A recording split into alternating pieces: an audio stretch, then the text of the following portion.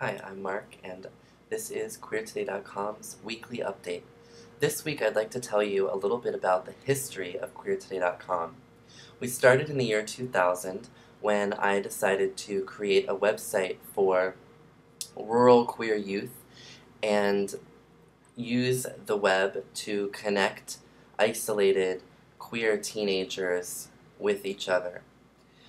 From there, the gay marriage movement began to explode in Massachusetts, and the headlines in all of the mainstream newspapers were very polarized.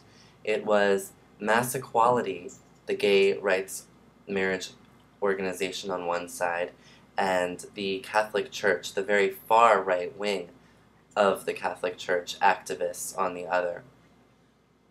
There weren't a lot of voices in between, and there certainly weren't a lot of voices from the left, from the queer liberation movement, or the gay liberation movement, for that matter. So, myself and a group of 12 activists decided that what we needed to do was some direct action, to just inject a little bit of radicalism, a little bit of another perspective into the debate. We met at a local coffee shop, and that's my dog over there. Can't point because I'm seeing the other. We met at a coffee shop, and we planned to go to the Catholic Archdiocese in Boston, stand up, kiss, and walk out. I wrote some press releases. I issued them to the local gay media, to the local news organizations. And on a rainy, rainy Boston day, we all arrived. This day was particularly controversial. It was already in the news because the pastors, the priests of all of the Catholic churches in Massachusetts were going to read an anti-gay marriage statement from the pulpit that day all across Massachusetts. So we chose that day strategically to do our direct action. Now, at that time, I didn't realize that marriage was about to consume the gay rights movement and become our #1 priority, and the hundred millions of dollars in campaigns that it blossomed into. At that time, it felt new to me, and I was inspired to inject my voice into the matter. So the 12 of us did our thing. We stood up, we made our scene, we walked out, and the moment we burst through those doors, the media was waiting outside. There were radio stations and TV stations, and the interviews began. From there, I was woken up 24 hours a day doing radio interviews around the country and sometimes around the world. QueerToday.com was seen everywhere, on TV, in the newspaper, and I think it was really one of the first times that the word queer was used in a reclaimed, positive way by our own community and seen throughout the media. One of my favorite moments after the protest was when the Laura Ingraham show called. Today she has a show on Fox News. She's all over the place. She's got books. She's a popular right-wing columnist. She's not quite on the Ann Coulter level, but she's taken the train down that track. So the Ann Coulter, the Laura Ingraham show calls, and she says, "We want you to come on and debate C.J. Doyle of the Catholic Action League." And of course, I jumped at the opportunity. I knew that I could beat C.J. Doyle in a debate any day. C.J. Doyle came to the church just to see the protest and get involved and kind of jump on our media. He, of course, was not a member of that cathedral or anything of that nature. He just wanted to get his homophobic views out there. They said they would send me a car, and I said, perfect. So they sent their black Mercedes, whatever it was, Lincoln Town car, and they said, "Where do you want to be picked up?" And I said, "Well, the Ritz-Carlton." So I walked from my studio apartment, my little rundown apartment that was falling apart at the time, and I walked to the Ritz-Carlton in Boston and waited out front for the driver. Got in the car as if that's where I lived or I stayed, and went to Laura Ingram's show, and I took my friend Vanessa along, who is a big lesbian who was more than willing to be my bodyguard and protect me, and we had a blast. We debated C.J. Doyle in front of this live audience at this kind of like NASCAR-themed go-karting place.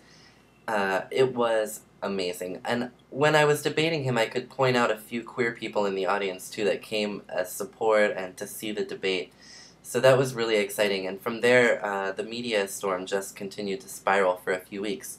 And then all of a sudden, bam, QueerToday.com was out of the news, and no one was paying attention. But we kept going. We kept meeting, and although our meetings were sporadic, we did keep meeting, and we kept planning things, and we kept forming coalitions. From there, we've done everything from historic marches. We did a historic march from Dorchester into downtown Boston with the Rosa Parks Day coalition. We had the first ever LGBT contingent in an anti-racist march of that nature in Boston in many, many years, if ever. We also protested smaller things, like when Macy's took down the gay mannequins from their store due to right-wing protests. We showed up in front of Macy's, and not only did we show up in front of Macy's, we took our megaphones and we marched through the store with security following us, telling us to get the hell out, and put our protest signs under the president's door of Macy's, the manager's doors in Macy's, in the store, risking arrest. And from there, we, of course, in 2005, formed the largest ever protest of James Dobson's Focus on the Family. Now, James Dobson does this Love One Out. Well, didn't he die? But Focus on the Family does Love One Out, which is an ex-gay conference where they convince Christians that people choose to be gay. Again, that was at the height of the marriage movement, and so many marriage activists were telling me, they took me out to dinner even, a couple of them, took me out to dinner to try and convince me subtly not to organize and inspire this large protest of Love One Out, because they didn't want the queer community to seem radical at a time when we were about to win marriage equality. And I said, no, this is an important part of our history. We are doing this protest. We have hundreds of people already ready to do it, and we're not going back, because our coalition is broader and has more goals than your single-issue marriage cause right now, regardless of how close we are. And I really didn't think that our protest was going to do anything to hurt or further their cause. Excuse me. So, from there, we worked with the anti-war organizations, we worked with the unions, we worked with everybody in Boston that was a progressive activist. And we chose to protest this Love One Out conference on the same day that Cindy Sheehan was coming to town for an anti-war protest.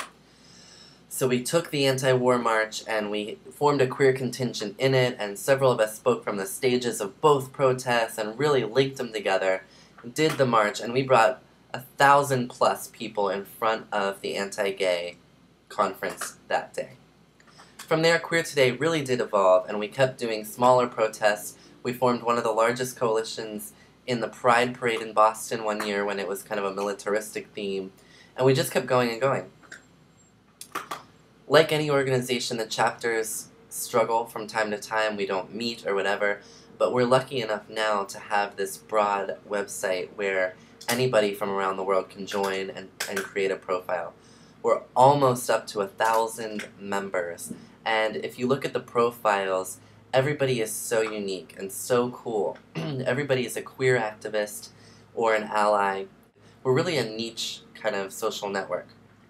And I think that we have a huge potential now with 1,000 of us to take it to the next level and really start organizing more direct action protests around the country.